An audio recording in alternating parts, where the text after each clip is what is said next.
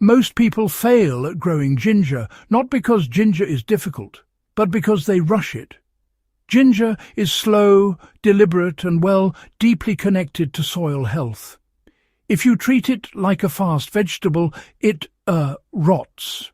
But if you understand how it grows underground, it thrives quietly and rewards you with a harvest that feels almost unreal. So, this guide walks you through growing ginger from start to finish, using the same soil-first principles nature's blueprint is built on, without shortcuts, confusion, or wasted effort. Ginger is not a root. It is actually a rhizome that spreads horizontally just beneath the soil surface. Every mistake gardeners make with ginger comes from forgetting that detail. Ginger hates compacted soil, standing water, and cold starts. It wants warmth, oxygen, moisture without saturation, and, of course, time. Once those conditions are met, ginger grows steadily with very little intervention.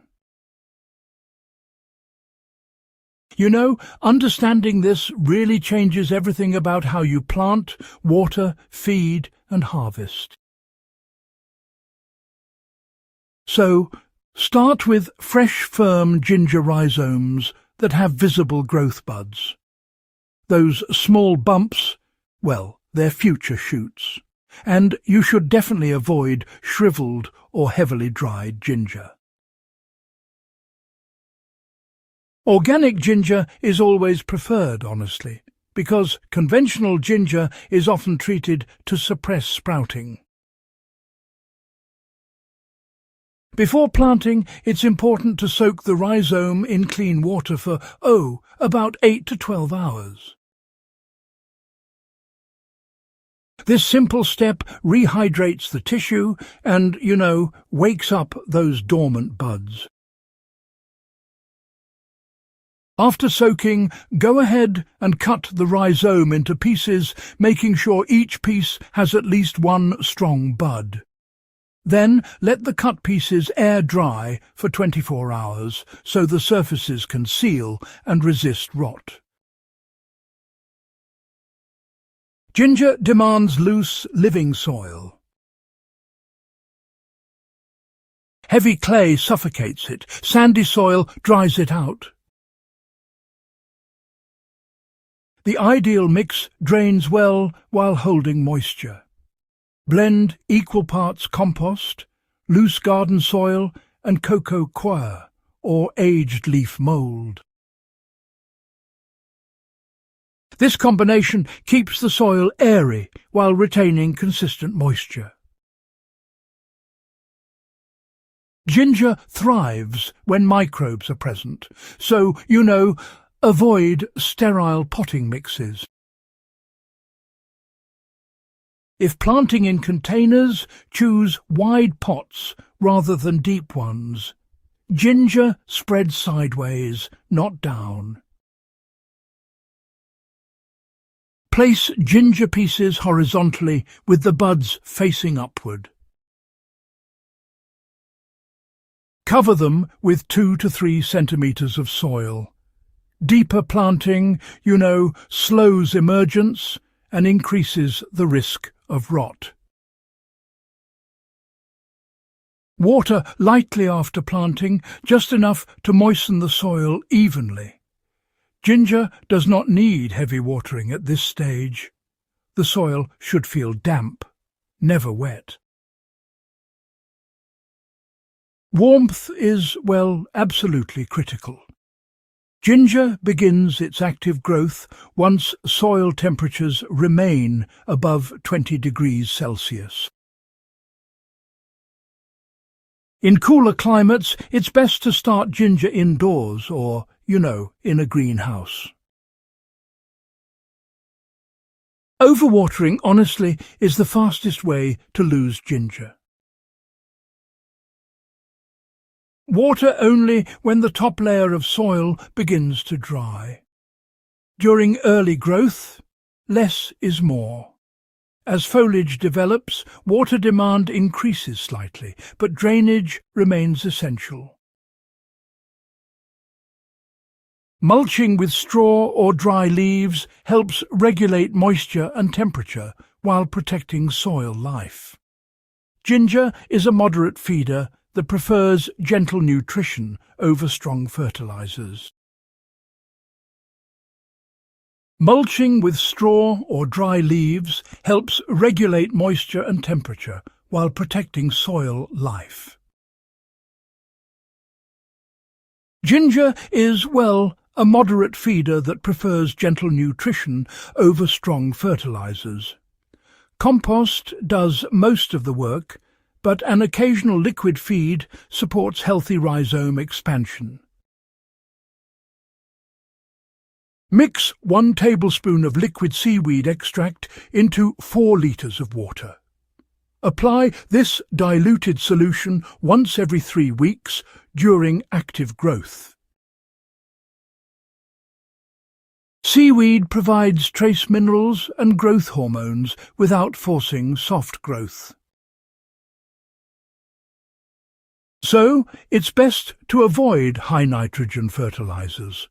You see, excess nitrogen tends to produce lush leaves, but this comes at the expense of rhizome size. Ginger, well, it emerges slowly. Shoots may take 3 to 4 weeks to appear. Once they're visible, growth really does accelerate. Leaves should be upright, narrow, and deep green. Pale or floppy leaves indicate poor drainage or nutrient imbalance. Below the surface, rhizomes expand quietly.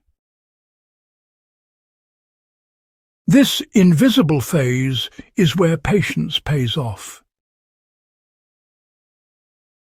Healthy ginger rarely suffers from pests. Problems arise when soil is compacted or overwatered. Good airflow, proper drainage, and, living soil really do prevent most issues. If fungal problems appear, well, reduce watering and improve drainage immediately. Avoid chemical treatments that disrupt soil biology. Nature's blueprint gardens rely on prevention, not reaction. Ginger can be harvested at 2 stages. Young ginger is ready after 4 to 5 months. It has thin skin, a mild flavour and, well, a high moisture content.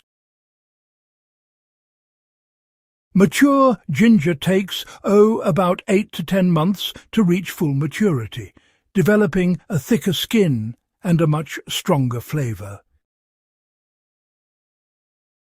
For a full harvest, it's best to wait until the leaves yellow and die back naturally. This is a sure sign that energy has moved fully into the rhizomes. Harvest gently by loosening the soil and lifting the rhizomes by hand. And, it's wise to save the healthiest pieces to replant for the next cycle. Ginger grown in living soil leaves behind a healthier environment than it started with. The rhizomes encourage microbial activity and improve soil structure. Containers used for ginger often perform better for future crops. This is why ginger fits perfectly into a regenerative garden system. Trying to force ginger faster than nature allows leads to failure. Ginger rewards consistency, warmth, and patience. When those are respected, it becomes one of the easiest and most reliable crops you can grow. Once you grow your own ginger, store-bought versions lose their appeal completely.